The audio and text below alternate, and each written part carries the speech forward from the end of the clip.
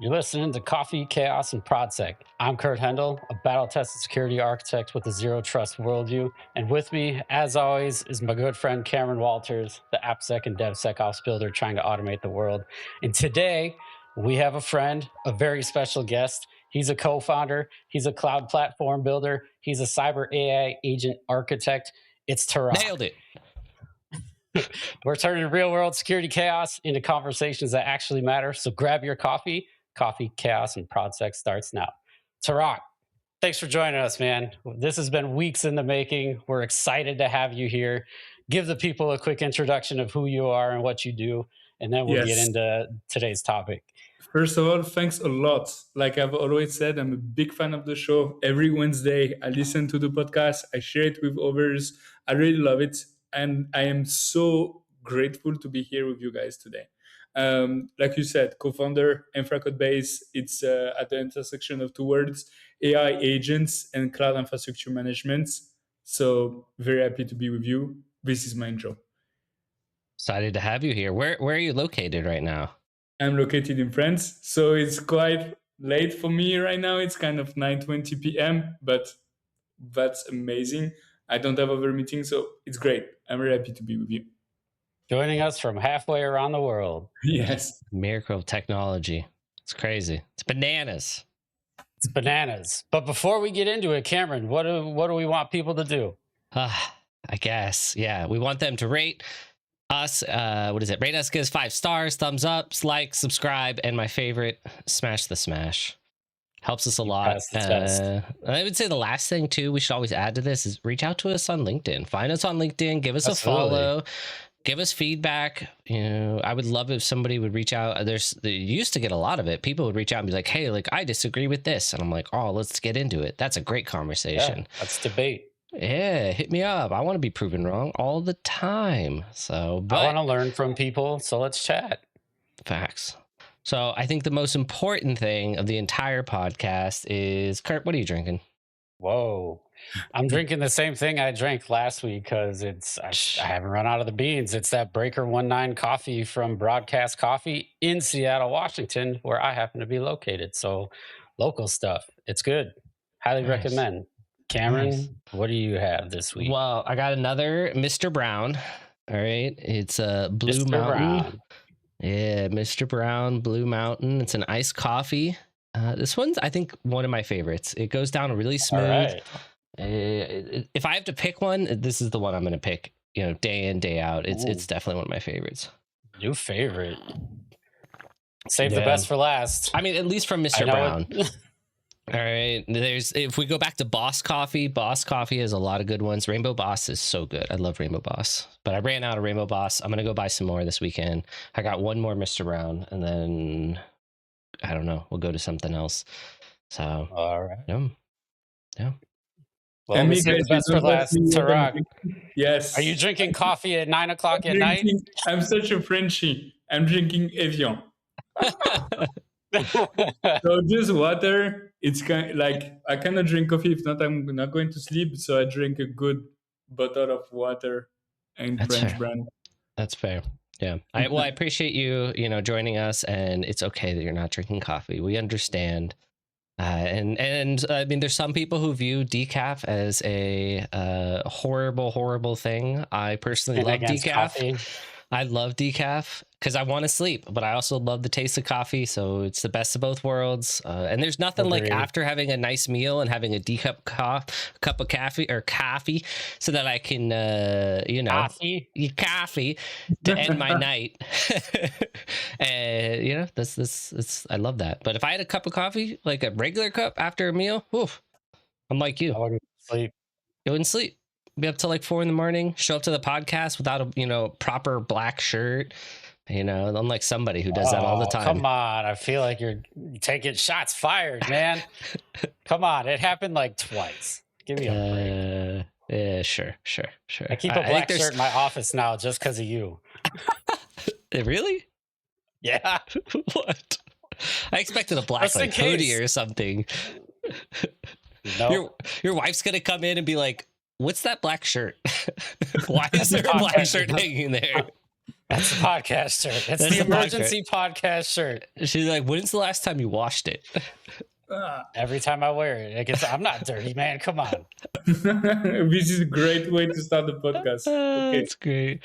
All right. Cameron's just laying into me this week. Come, give me a break. Just having a little fun. No breaks. There's no breaks. Making up because I went on vacation. I think you already took enough break, right? So yeah, no that's what I'm break. saying. He took like a 7-month break or something. It was crazy. 7 months. I wish it was 10 days. Get out of here. Same difference. I mean, the world of AI, 10 days is literally nothing. Like, I'm going to totally sidetrack us based off that. Just totally take us off. What, in 10 days, we went from the announcement of, was it Moltclaw or was it? No, it was Clawbot or Clotbot or whatever it is. Clotbot, there it is, to Moldbot, OpenBot. That was like 10 day span, literally 10 days in normal industry and normal world, right? Wouldn't that be like months, like 6 months for that drastic of change? But AI, what? It was literally 10 days. 10 days. 10 days exploded. It made waves in like 3 days and it's still going because now we've got Moltbook and it's Reddit for AI agents basically, and they're creating all kinds of wacky stuff. Yeah. I mean, everybody's dropping all kinds of content. I'm following a bunch of YouTubers and watching all kinds of everything. It's like, check out your new AI assistant. They're going to do this and help you with that. And then there's these new cool skills. And then all my cybersecurity YouTubers are all like, watch out, every skill is malware. Literally every skill is malware. And like, but I guess before you couldn't see the skills, like the actual, what the prompts were for a little while. So you had to install it first to see what was actually being put in the prompt. And how, like from a security perspective, how do you vet that? How do you vet the prompt if you can't even see the prompt? And the only time you can see the prompt is when you've imported the skill. And now I guess you can actually see the skills and actually see what the prompts are. But that's a crazy thing. And these whole new concepts of skills, I don't know. I deep dived it because I was really trying to understand like what are skills. I don't know how you guys feel about this. Let's turn into this question. I know that we're going to talk about AI. We're going to do a bunch of stuff around AI, but we're already doing it. But the one thing I wanted to ask both of you is that I don't know if this is just like my imposter syndrome coming in or what, but when you think of AI and say like a new thing comes out with AI wise, it always is talked about and featured and marketed as like this massive concept. And it's got all this complexity.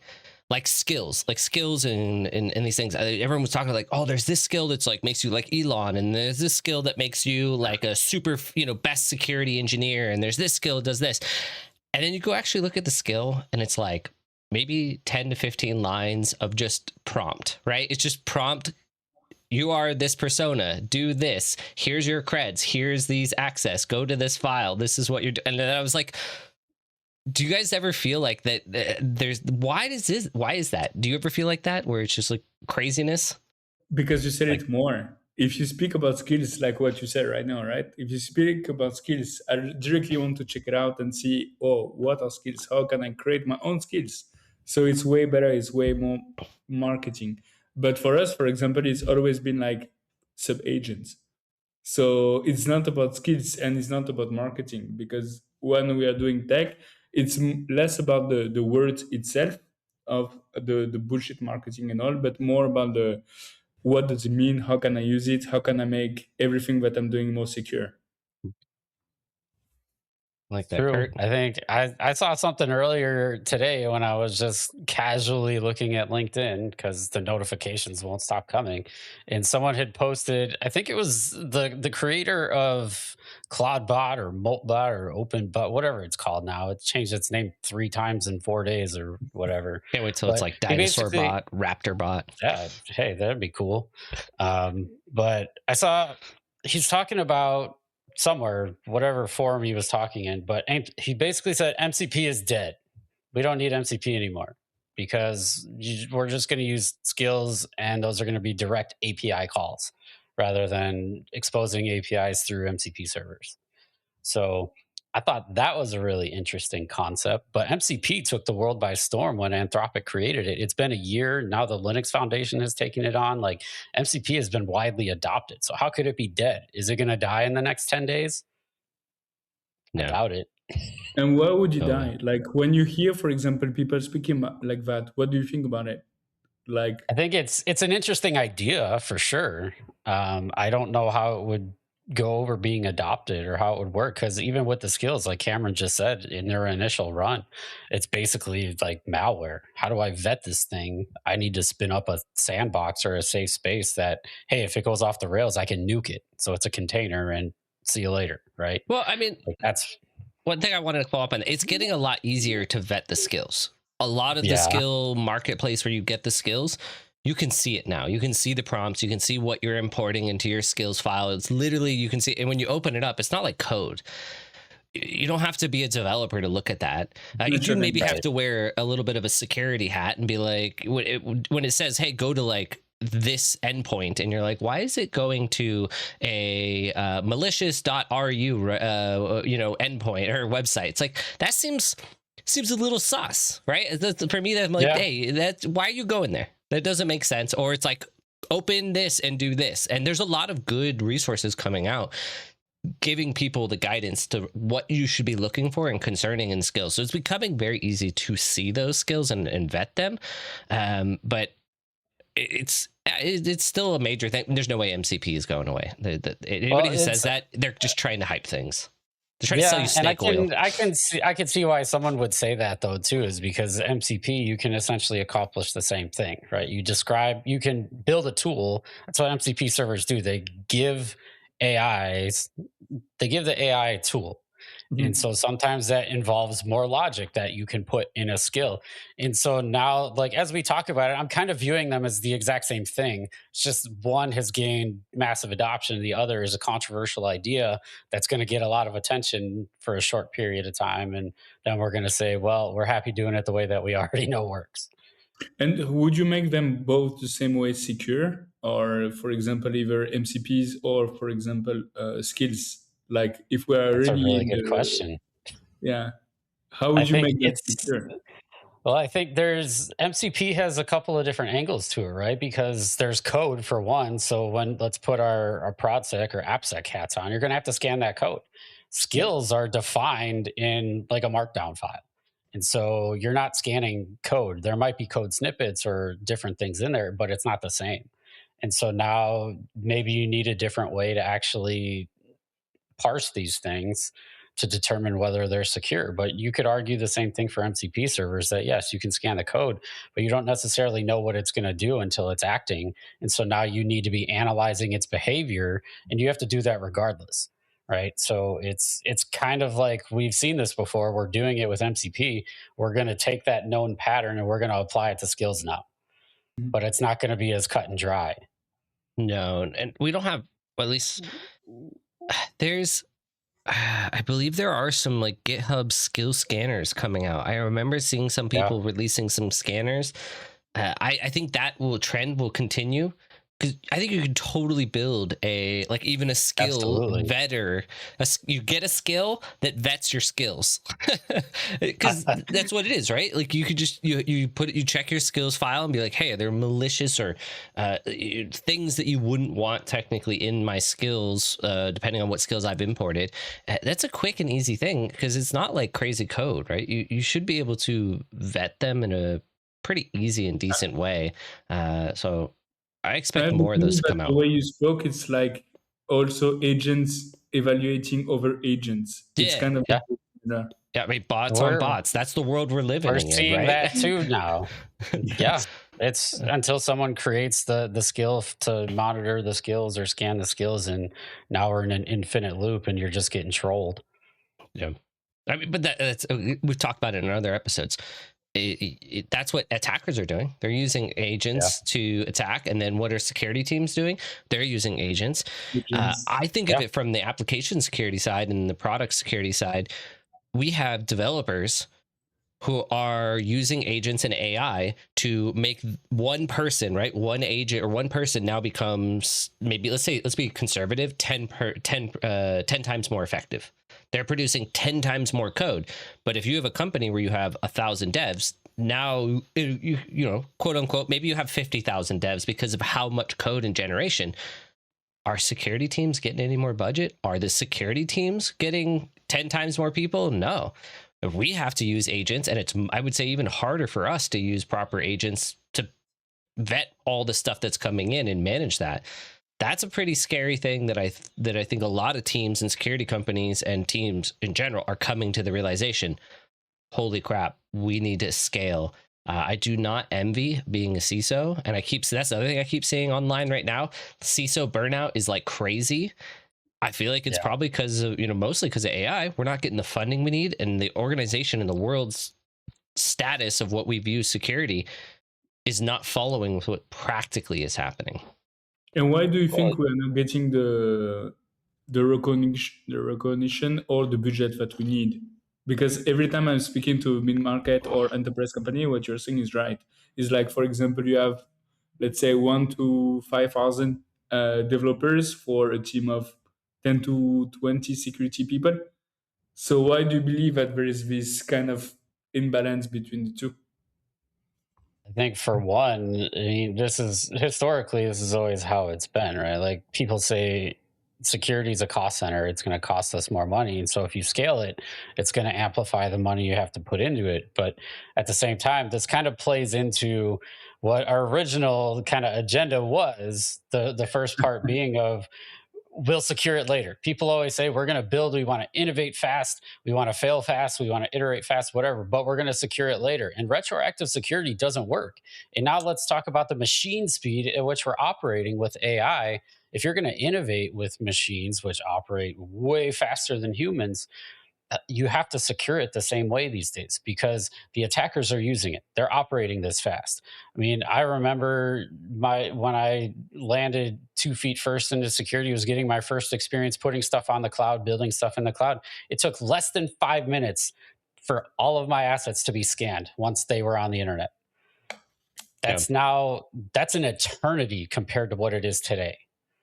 So we'll secure it later doesn't work. I think you're seeing attacks within 5 minutes now. Yes, absolutely. And so it's the landscape hasn't necessarily shifted because everyone wants to go all in on innovation, and that's where they're putting all of their money. So they're like, we don't have any money left over for security. And meanwhile, security, we're like, put your business hat on. We're going to make the case. And we talk about security as an enabler all the time. And we often say, like, at the CISO level and even executive leadership, senior leadership, we need to be talking about security in a business sense and how it enables revenue to drive more investment in security. So one thing that is really interesting what you're saying as well is like it's more in a reactive approach. Is like I'm waiting for a bridge to happen to even thinking, for example, about the shift left mindset. So why do you believe that it's been years, it's been like always like now we're speaking about AI because it's accelerating things, but it's always a trade-off between speed and security. Like why do we wait for security friction and to be breached before actually taking things into account? I have a lot to say there, and I feel got like some hot takes there too. I don't like there's no logic to the way things operate in the world today, I feel like, because I mean, I was at a dinner with people the other night and we're talking about why does it always take a breach to have investment in security? Like you have to undo everything. So now we can throw all the money at it. And I'm like, well, that breach costs tens of millions of dollars for a large enterprise, not to mention the reputation and the business impact of it. Why didn't you just invest an extra $3-4 million in preventing it outright? I would say also the cyber insurance, right? We are heading towards a massive world. If you can still get it.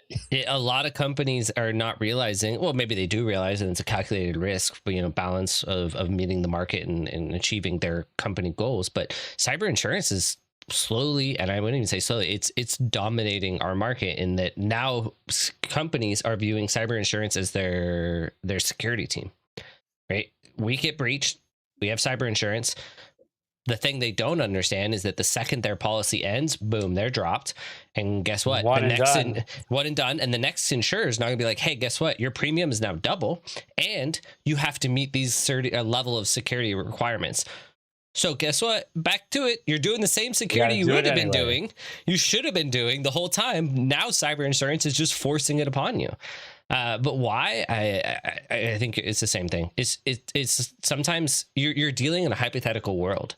You're going to a business leader and a business person saying, hey, hypothetically, we could be breached in the next 6 months. Here's the percentage. Those 6 months go past and they never get breached. You never get breached. You never get breached. And then you finally get breached.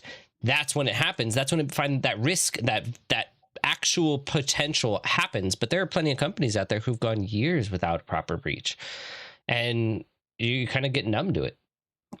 Well, let's not forget that a lot of breaches happen and no one actually knows it True. until long after the fact. And then it's like governments get involved and lawyers, and it's crazy. It's chaos. It's bananas. But Jinx. how can we change things? Because now we are actually stating facts and all, but what can we do to, like, for me, it's not even about AI, right? It's about the process, about the mindset and all. How can we change things in terms of security? How can we help people be more aware of it? I think it's a lot of what we see people talk about. A lot of CISOs talk about how security is a business enabler, and if you want to make progress and get investment, you have to speak about security in a business setting, in a business mindset, and talk about how it ties to the revenue. How is it going to protect the company and ultimately drive more revenue for the business? Because now we're talking in a way that it makes a lot of sense, right? Like, security is table stakes, or it can be a selling point in the world of technology. So if you can show how security is going to make more money, it's kind of a no-brainer. Yeah. A good trust center, a real good trust center with like detailed scans or all your certifications, pen test reports, all these different things coming back really, really clean, and then maybe even going above and beyond. I that sells. Companies care about AI that. companies are doing it. I've had to review a handful of these trust centers and get access to all their documentation. And I will say that a couple or a few of the major players in the AI and LLM space, they have really good trust centers, and it makes things so much easier. I mean, you kind of have to. It goes in hand with how much there's skepticism around AI and the security of AI. I mean, we work at a tech and AI company, and I've been pushing this concept of a trust center and like getting on the same level as all of these companies with the technology. And it's hard to even push that idea, but it's absolutely necessary in the world today. Yeah, I want to take it back to the topic at hand. I know we're running through things and jumping through this topic, but back to your question around what can we do? We could use AI. Security teams should be using AI. We should be building our own internal agents to help us sift through the new volume of information, build all kinds of different mechanisms to help us triage and manage these attacks. We, just as much as our engineering partners or other teams are using agents to multiply themselves, we should be doing the same. Yes, we should be doing it with a healthy set of skepticism and our security hats as we go through it. But that doesn't mean the mentality cannot be, you as security professionals, we can't use AI.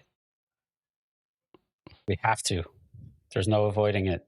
And how I think, can we, this is a question as well, because I'm working a lot on the cloud engineering side, cloud security and so on, but how can we use, or how can you see people using AI to remain more secure? Because for me, there is no trade-off between speed and AI. So for you, why, like, what did you see? What best practices did you see when people use AI to remain secure? I think you and I, well, we've all talked about this, and I think even my comments on the webinar you did a few weeks ago, I was actually surprised that you guys talked so much about security, because it had nothing to do with security as a topic. But building it in from the start, like, a lot of what you're doing is saying, hey, I want to build this, and kind of interrogating the AI and using the AI to do all the heavy lifting. But it's including all of the best practices that the major cloud providers put out. Like, they build these systems, they know how to secure it, they make the recommendations. So build it in from the start. Talk about shift left. Don't even deploy anything. Like, it'll be secure from the time you even start building. And so when you deploy it, it's done. Right. So your security team's going to go look at it and scan it and be like, whoa, Like, And I we did think it, this is guys. really interesting what you said. It's all about governance. Like, for example, for us at Infracode Base, even before even creating a design or basically code, we directly think about all the rule sets, all the processes that we need to put in place, all the governance, we call that AI foundation layer, before you even Yeah. go and build. So, yeah. But yes, I do think it was really related to security because to be honest, every time I speak in public now, I always speak about security because we cannot do anything without it. Security is Yeah. so important in our life, and I think that's why I was asking you the question as well because it's not about tools for me; it's also about the mindset that we need to bring to other Yes. people. See, you're just making Cameron and I feel great because that's exactly what we need. We need everyone to No, think and like that's why I Tarak. love the podcast. Yeah, true. I mean, so the next kind of topic we wanted to, and we're blowing through these, is more on the defense side of, I would say, of using AI. Right? We have we have our engineers using AI to inside their IDEs. We have attacks happening from all different kind of attack vectors, from the tooling, from I don't know, classic vulns. I'd say AI is helping us build new ways to even detect attack vectors. We talked about it, I think, just in our last episode. AI is, I would say, establishing a whole new schema of attack vectors, in that we have to look at agents and we have to understand how agents are working. There's entire companies being spun up, and I would say tons of companies around AI agents. So And many.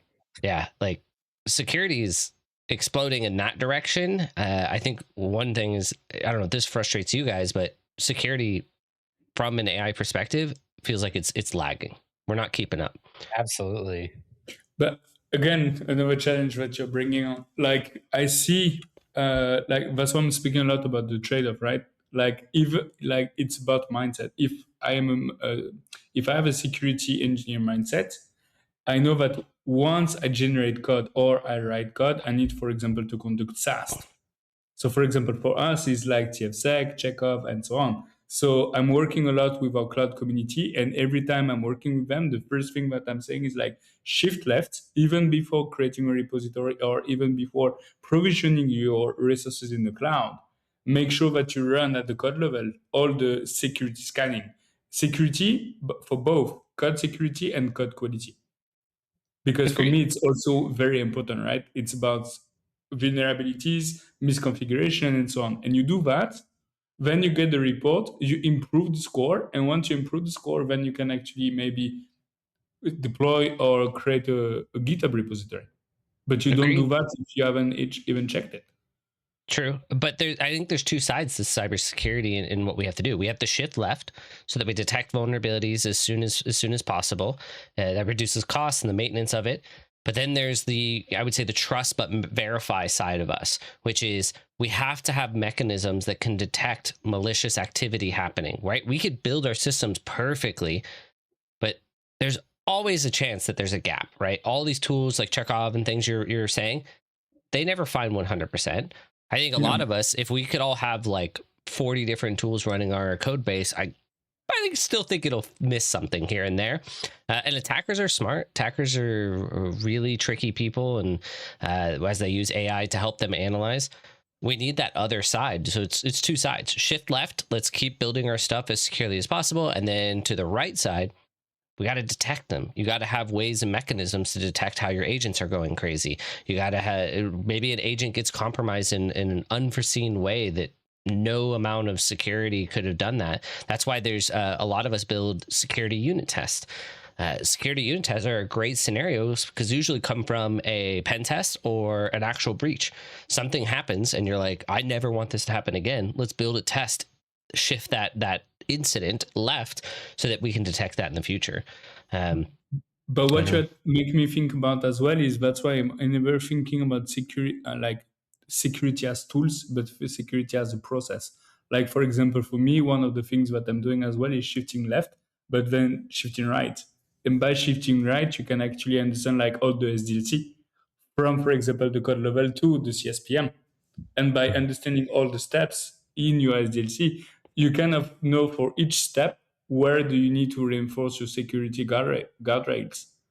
So for me, Yeah. shifting left, but because you need to shift left, then you shift right. And for SaaS, SCA, and everything, then it's all about like what are the security scanning that I need to use. But because I directly understand my full SDLC, I have a full vision from SaaS to basically DAST. I mean, this is why the secure SDLC exists, right? Like for a Yeah, while, it was all about shifting left, saying do security at the beginning. And it's like, yes, that's where it needs to start. It doesn't all happen there, and it doesn't all happen to the right. It happens continuously. It's a process, just like the development lifecycle. And so now, what you just said, I mean, I remember Cameron and I have sat in a room and bounced our heads off of SDLCs before to say what security steps need to happen in every phase of the process. exactly. Yes, yes. And But so it that's why needs to you be need to everywhere. have the process in mind. Like, Yeah. and maybe sometimes we don't have it. Maybe we have it at the code level, or maybe we have it at the cloud level. But what do we do when we use open source? So there is also gap in terms of process, I believe. Yeah. Makes sense, yeah. Food for thought. SDLCs, secure SOCs, always my favorite. Especially how companies, I don't know if you guys see this, but like embedding AI or AI concepts into the SDLC is something that seems pretty foreign. I was looking at, I don't know how you guys look at these, if you look at these things, but there's like BSIM and SAM, OWASP SAM. They're maturity frameworks for your product security, application security programs. And I was wondering, like, should AI be a part of these things? Because there's really not much AI in a lot of those frameworks. And I kind of feel like it should be. But that's why But I was asking, right? What can we do, either as private individuals like us, for example, to make sure that we can change things as well? yeah, Things needs to adapt, and we see the regulations as a law practitioner myself. yeah, Every time I see regulations being way slower than the pace of technology. So that's yeah. why I was asking, like, what can we do at different levels? I mean, I can plug one thing. I know what I'm doing right now with my project, the SPVS, Secure Pipeline Verification Standard. We're trying to release our version 1.5 with AI focused controls. We're focusing on 3 different things. Actually, I think it's AI, artifact like verification, just making sure that you have some kind of origin of provenance, and then a few other controls around managing your open source. But definitely trying to bring that in there. It's a the problem is it's changing so fast. You know, Yes. we talk about MCP that exploded. OpenClaw, literally 10 days, 12 days, and now everybody's using it. I mean, I wouldn't say everybody. Everybody wants to use it. Everyone's terrified to use it at the same time. Give it another couple months. We're going to have it be in a spot to where a lot of people want to use it. It's a useful tool. So how does regulation, how do we as professionals keep up? That's the big question. Staying up to date, following a lot of content creators in a lot of ways, but no, like OWASP is not going to keep up. No additional frameworks are going to keep up. This is going to be a hard time for security professionals for a while to keep up with AI. We're in a tricky spot. And the other worst part about it is we got to steady like crazy. We have to secure the company, and we have to spend all this time staying up to date and then somehow scrapping money together because, oh, guess what? We secured MCP, we secured AI, shadow AI, we secured this, we have an AI governance policy and a governance people, and we look at all the stuff and we make sure everything's good, and now we have an AI firewall. Guess what? Now we have Claw and OpenClaw. Now everybody's installing it on their local systems, and now they're hooking it in Telegram, and who knows about the DLP that's happening there. Now I need to go buy a tool. We wait till the vendors come up. There's going to be a vendor next week that's, hey, we secure OpenClaw. That's our entire motto, right? Probably already there's probably already one on Notebook as we speak, selling itself to all the other AI. But I mean, it's amplified the problem, right? Like everything's moving at machine speed now. It's hard to keep up. Security is always playing catch up because we're anticipating where things are moving. It's like trying to predict the stock market. Like you Oof. just can't do it. And so you have to focus on prioritizing things that matter and weeding through the noise, and your priorities are going to shift rapidly. Um, but this is the world we live in. Keeping up with it, like, how do you keep up with something that's still evolving? So what you learn today could be irrelevant tomorrow. Mhm. So there is no real recipes to success here. We're all kind of, and that's why the cybersecurity community is so great, because everyone's posting their ideas, constantly sharing. I remember last week I read someone's article about identity chaining, and today I logged on to LinkedIn and I saw a CISO posting like, "Hey, we have this problem with identity in AI where it's a human makes a request to an agent, and it kicks off a whole ton of different stuff. It calls APIs or it calls another agent, and there's this chain of things, and they all have different levels of access. And so it could be amplifying an attack the whole way through because your access, your privileges are escalating the whole way. How do you keep track of that to know if that human should actually get access to the data that's being accessed on the other side of this process?" And so the whole concept there of identity chaining is the context follows the flow, and so you know who's making the request every step of the way. And at the end of it, you can say, this is authorized for that person or not. It's extremely difficult to do in practice, but it's not impossible.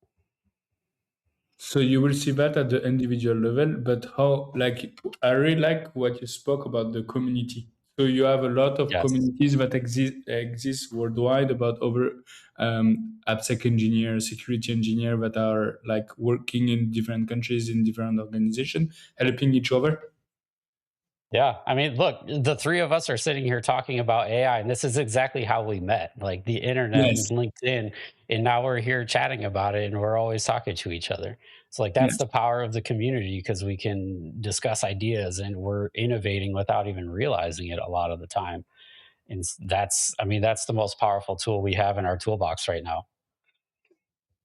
I agree, Okay. and I love it. Yes. Question for both of you guys. Around AI, what is one thing, or you could say multiple, that grinds your gears? What is something that just annoys you so much about AI? Oh, man. I already know. Like I said earlier, the trade-off between speed and security Mm, is like almost like when we use AI, we kind of forget the security one-on-one. It's like we already know, like without AI, we were already checking, like I was saying, the code quality, the code security and all. Is like with AI, we kind of forget everything we learned. So for mm, me, it's always like the always speed, speed, speed without the security first. For me, it's like I'm using AI and building on AI every single day. And like for me, there is no trade-off. So this is something that is kind of irritating to me as well. yeah. Thank Cameron, we talk about this all the time, but the biggest frustration for me is it's essentially the same thing, but I'm a security professional. I need to secure things. That's my charge. Protect the company, protect the data, protect the assets every step of the way. And with AI, everyone just kind of has this attitude of, why should I care about security? And I can say it till I'm red in the face or out of breath and fall over unconscious, and people are just like, so what? Like, again, when the breach happens, you're going to call me, and now we're going to have to fix it, and I'm going to have an unlimited pot of money. So why don't we just do it now? Sure. You made me think of something as well. In the platform engineering side, we have something called producer and consumer model. Yeah. I asked a lot of security engineers and about the same concept. Did we have or do we have a same concept where, for example, you have a security team that is building, that is checking, that is building reusable assets that our team then will consume? And it's like I had the feeling maybe I'm wrong, but that the platform engineering mindset that we have, it's like it didn't translate at the security level. For example, for Mm, you guys, do you see these kind of things happening where producer and consumer model at the very security level? rarely. I have seen security teams have this sort of security engineering group that does exactly that. They are charged with building reusable components that are designed to help you secure. Like Facebook or Meta, they're one of the companies that gets mentioned in that identity chaining article because they did it. And that's because they focused on building reusable modules for their software teams to do it. You have to have a platform to be able to do this. You can't just have a million different software teams that build No, their own you thing and need to then consolidate throw that. it into the cloud. Yeah, You have to have like this sort of recipe that states how the system is built, and security is a part of that. And then people consume that, or there's rules to how you deploy your workload within that platform. And But that's always the times that I've seen that done. It's highly successful, but it's very rare. you're and why do talking. you believe is rare? Like for us in the platform engineering world, we have done that standardization, producer consumer model, and all for years. But why, even at the security level, where we know we look at Google, we look at all of these huge companies, why we cannot do this, for example, at the mid market level?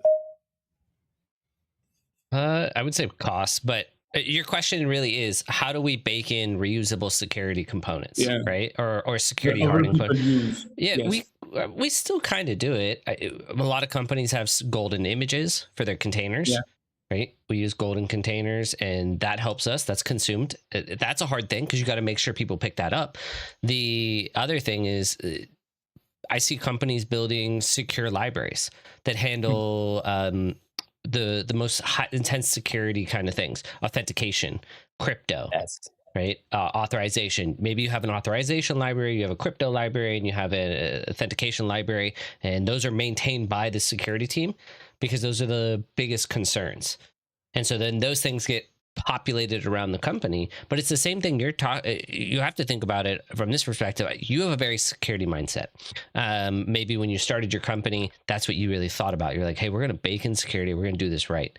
A lot of companies don't have that thought process. They have a triangle. They have security, they have speed to meet the market, or they have, I don't know, like That's a something. trade-off, a lot of trade-off. Yeah, it's a trade-off, right? And so the whole time they're like, all right, we've got to, like, we want to do security, but we got to meet the market. We got to make money, or we go under.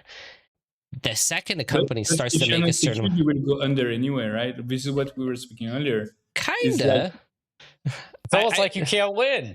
Yeah, it's almost like you can't win, but that's how a majority of startups are. That's why a lot of startups, they start with a design partner, they start getting some business, and the companies that are using them understand that these companies are not as hardened as they would like, but the company quickly matures to a point once they get a few customers, a few things. Maybe VCs come in and fund them once they have some proof of concept or proofs that they have customers coming in. Then they go get their SOC 2, and then they start to slowly move and harden and bring security in slowly. But I'm a firm believer that I think security at most companies does come years later because they gotta prove themselves before they can even do it. Should they do security right off the bat? Yeah. The one great thing about AI is really allowing them to at least get somewhat of a security person there. You can build some security agents. Hey, here's a security agent. Yeah, if you have the mindset. It's less about the product, right? Or less about the tech. It's about the mindset. Like for us, for example, when we started in October, and we have been growing very fast since then, but it's because we have been building an AI native product. So we didn't have a choice because we looked in the market. We saw like what is the most challenging fact of companies not adopting AI today? It's security. It's trust. Yeah. So either we needed to build another product, or if we wanted to go on the road of AI agent, AI first, and all, then we didn't have a choice but to teach and to embed security with all the governance, and all everything that we already mentioned. But we didn't have a choice. I think, Tarak, you said trust, and that really it makes my ears perk up because I mean, with AI, trust is everything, right? You're basically saying, "Hey, machine, go do this thing for me," and out the other side, you have to be able to trust that it's going to do what you want it to do and That you not go want to off the do. rails. And, Right. So this is what I am always speaking about. It's all about the mindset, process, and then communication. Because, for example, even prompting, like I'm working a lot with our community again, and one thing that I see is like you want to prompt, but maybe you also need to consider like the way you prompt yourself. So, like for example, it's very easy to say, yeah, I'm prompting, yeah, I'm using AI, yeah, I'm using ChatGPT, and so on. But like for me, for example, I'm not even thinking about prompt. I'm speaking about specs, spec-driven development. Mm. So that's why also it's maybe a different mindset that we have. But that's why I was also asking, like, how can we bring this kind of mindset to other people? And I guess this is what we're also doing today. Yeah, That's part of it. it's definitely part of it. I think it's a natural of evolution of people coming to that conclusion. And there are some people who are just in that fight or flight mode to make their company succeed. And security, yes, might be a second thought, or maybe it is a first thought, but they realize, hey, we got to prove ourselves and get through this runway to get more funding or more XYZ. I don't know. I don't envy those people. I agree security should be there. I still think AI is going to help a lot with this, because all these platforms are starting to build better ways, more ways to have AI, like quote unquote, an AppSec engineer or a security engineer within their company. They can head in that direction, and it's more accessible than it's ever been. Yeah. Enablement is it's crazy right now. AI is unlocking security in a much easier way for the masses. So someone can say like, "Hey, I don't actually know how to secure what I'm building," but you could literally ask Claude as you build it with Claude, and it'll help you. It might screw up along the way, but at least you got something. Something's better than nothing. But now that you're speaking about Cloud and so on, I promised myself that I will not do a battle between Cloud and Infrared Base. But what is interesting about what you're saying is, like, again, not thinking directly about building, not thinking about using directly AI agents, but directly thinking about all the guardrails. Like, I see a Yeah. lot of people are using AI and directly going into the workspace, directly using it to ship thousands of line of code and everything. But like, I had a quick, like, someone else asked me a question today. Is like, why do a lot of people speak about context? Why do a lot of people speak about, um, yeah, context, spec, and all? Is because the first time we use the AI without any context, without any guardrails, is like a kid who is 7 years old. Yeah. It's true. It's Yeah, like if you don't give any context, then you still use it. Then and the worst part is a kid that doesn't know that is right or that is wrong. That's why, for example, when you challenge AI, he is always telling you that you are right. Oh yeah, But it at the drives end me of the day, crazy. you don't know if you're right or if you're wrong because he doesn't even know. Yeah, I mean, Yeah. if you still saw have to like have context and judgment, man. if you saw some of the prompts I have, like some of the prompts that I use for like personal stuff, my prompts are like 8 pages long because I That's why will I said attest to about that. He driven sent me development one. and not even prompt, right? yeah, like it's crazy how much context you should be adding, how much, guide rails, how many examples, all these different, it's an engineering way. It's like it's a whole skill set that you Yes. have to understand and learn, and people don't have that time sometimes to sit down and do it. But I've Yeah. spent so much time watching videos, learning how to prompt, learning what works, what doesn't work. The most frustrating part, and this is just, I don't know, maybe the human side of me, is in a month or 2 months I'm gonna have to edit all my prompts because of the new model update does something funky, does something weird, does something new, and so they have a new way to handle it, and so every time it changes you got to change the way you think. Maybe I have a question on that. Like, everyone who is using AI knows that, for example, you can go way faster today. So why don't we use this time that you already gain, that you already earn using AI, to again, even in terms of prompt, shifting left, taking some time to really be specific about the prompt that you want to write, because no matter what you do, when you click on enter in any product, you will go way faster. So maybe lose a little bit of time here at the prompt level, at the spec level, be very explicit into what you want to do, and then no matter what, you are already faster than you were yesterday. I want to challenge that in the way of sometimes you don't know what you want until you start prompting. AI will tell you. But the AI will challenge you on this. Yeah, you'll start prompting and then it becomes a dialogue, right? You're like, you say, hey, I need XYZ, and maybe you spend 5 minutes or a minute, right? and then you spend another minute and another minute as you keep tuning it how you want. Sometimes you don't know what you originally want when you first start prompting. So spending that 5 to 10 minutes at the beginning, you don't know. Maybe if you did spend that 5 to 10 minutes, you're still going to spend another 5 to 10 minutes negotiating or massaging the prompt and massaging your chat window with that AI, to where if you'd have just spit it out right off the bat, you'd be at the But then same I have a time. question as well. Why would you use AI to go faster on something that you don't even know the output? Like, if I want to go faster on something, it means that I go faster on this direction. I already know where I'm going, right? But if I don't know where I'm going, then why do I want to go faster in the unknown? Well, Uh, you might change your direction, right? Like I think what Cameron's describing is the iteration, right? yeah. Like you're going through the ideation and you're kind of building something conceptually in your head, and eventually it becomes a mature idea. But then I know Cameron's process is he takes all of that and basically you throw it out and you start over, because now I have this big long prompt. I built the context as I went, and I've now got a fully formed idea. And then it becomes what you're talking about, Tarek, where you've got the full context. You're more mature in your ideas. You know the direction you want to take. And so I think it's neither is the right path. I think it's a combination of the two that makes you the most dangerous that you can be with AI. And then, so what you ended up doing is exactly what you said. You slowed down a bit. You're just using that time to figure out where you're going. Yeah.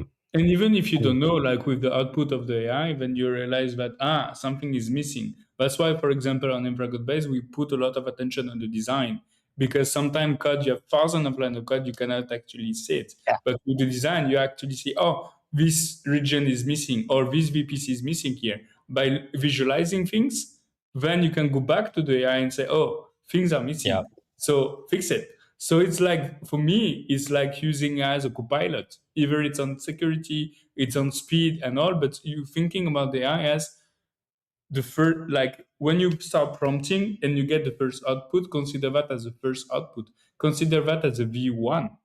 Once you have reached the V1, then you can actually improve, get to the V2.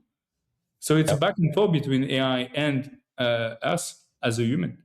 Yeah, and I play in pictures. I mean, I'm an architect at the end of the day, so it's like I told you about this earlier, that I dreamt up an architecture in my brain, and I kept it from Cameron because I didn't want to go to him and be like, "Hey, Cameron, I got an idea." And he's like, "Show a picture to me." And like, I don't have one yet, so I made AI do it. I just wrote it out. I wrote the spec, said this is what my vision is, and I detailed out the entire architecture, what I wanted it to look like. This is a high level architecture, right? You can't turn this one into infrastructure as code by any means, but I know that's what infra code base does of it. And so I'm going to go test the product because I didn't Yeah, use your yes. product. This is also the difference, but I don't want to go into product or anything. But for me, what is most important from the discussion is less about tech, or it's less about AI. It's all about us. It's all about the way we communicate, the way we are explicit enough to actually take the step back and to realize what we want to get. Like Cameron was saying, when you write a prompt, it's not a prompt; it's almost a book. Why it's almost a book? It's a It's book. it's a It's a book. book. But why? Is because once he takes some time to write his book, then after he puts his book into the AI, and then it's very explicit. So he kind of Yeah. get closer to a more deterministic approach. This is what is also interesting when you use AI. It's like the more you know what you want to get, the more you know how to clearly explain what you want, the better results you get. So the more deterministic approach you have as well, you adopt. The same is true of security too. It's like if you're It's the building and same. you want to build AI or security around AI, you iterate, you eventually figure out what you want. Like Cameron and I have been doing this as part of our day jobs for a year now, and we're Yes. nowhere close to done. But it's you're basically building a picture, and to go along with that idea, like AI is really good when you give it examples to follow.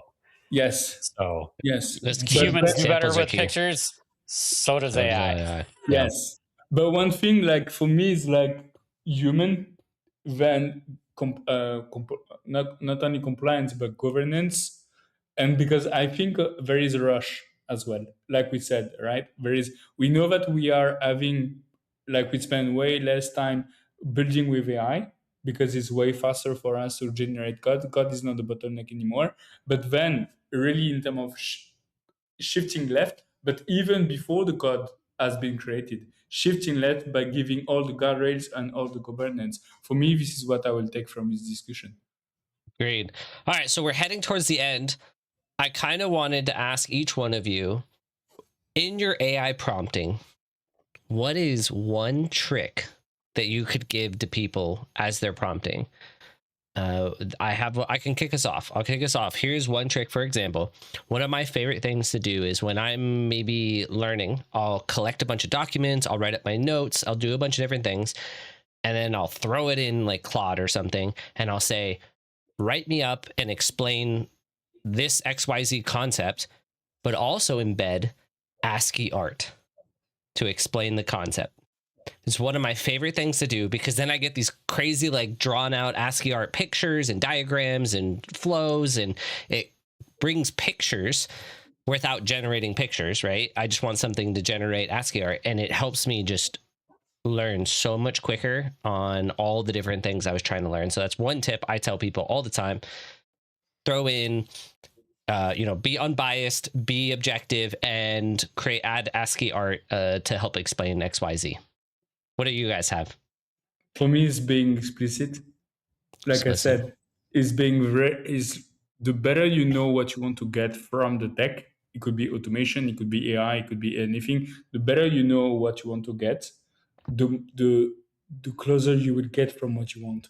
Maybe it's like very easy for me to say, or very like maybe dumb or something. But for me, it's like, yeah, and not a lot of people are asking themselves the question even before going into the AI and using AI. For me, it's like first thing.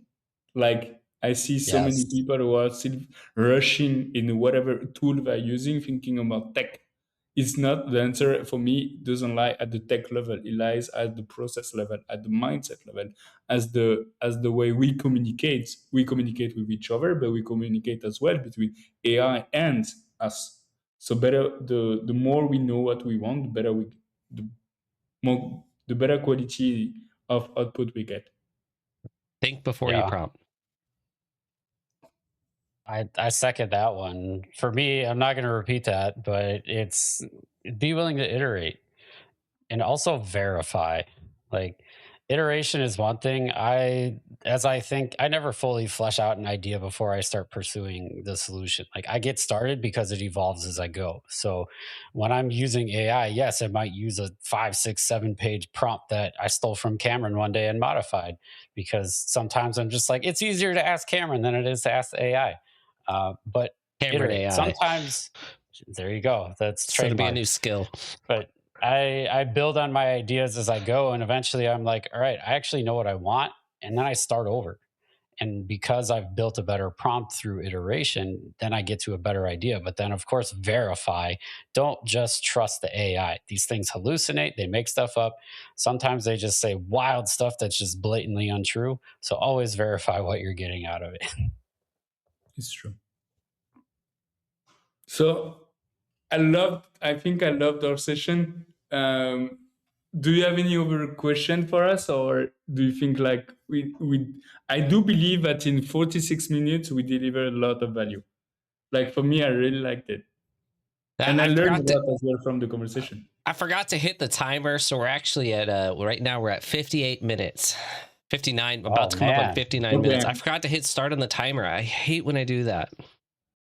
So we need an agent for that next time. Yeah. Seriously. Did you pause it, it's or the clock? Oh, we're still going. Kurt, you want to take us out? I don't think I have anything else. Oh man, I don't have anything else either. I think this is our third straight episode on AI. Thanks everyone for listening. Thanks Tarak for joining us. We were super excited I to am have you join us. very excited. I think it's the life of the founder, but I need to go back to having meetings with my teams now. But I love it. And to be honest, I learned a lot with you guys. And I cannot wait to do a second episode with you. I would love to. Great. It's always a pleasure. We appreciate you joining us. I look forward to the next one. 5 stars, thumbs up, subscribe, follow, smash the smash. That's all for this week, folks. Thank you so much. Take care. I'll see you soon.